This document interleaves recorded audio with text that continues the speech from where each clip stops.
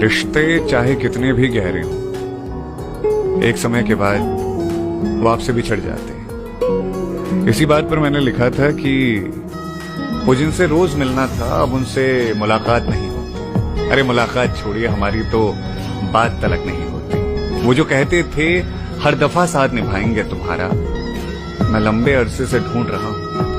अब यादों के अलावा उनसे कहीं बात नहीं।